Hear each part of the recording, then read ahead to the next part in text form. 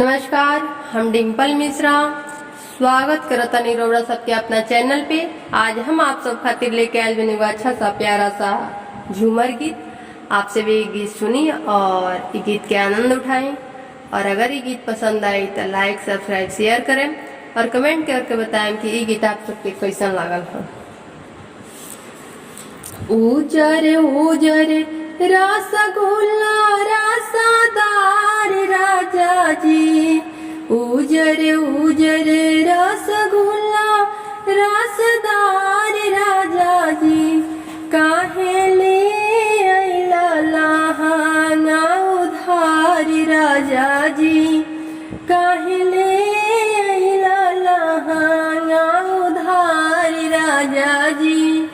रोज आवेला बाजा जा वादुआर राजा जी, रोज आवेला बाजा जा वादुआर राजा जी, हमरो जार जाला एड़ी से कपार राजा जी, हमरा जार जाला एड़ी से कपार राजा जी, काहे लिए लहंगा वा उधार राजा जी, काहे लिए लहंगा उधार राजा जी। उजर उजर रसगुल्ला रसदार राजा जी, काहे ले हरावा उधार राजा जी, काहे ले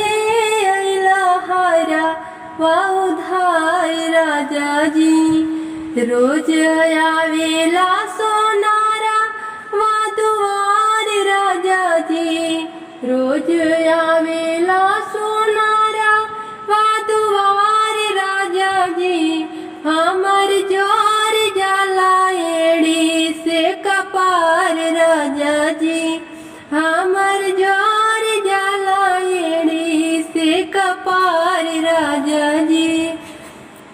उजर उजर रसगुल्ला रसदार राजा जी, उजर उजर रसगुल्ला रसदार राजा जी, काहे ले अइला झुमका उधार राजा जी, काहे ले अइला झुमका उधार राजा जी।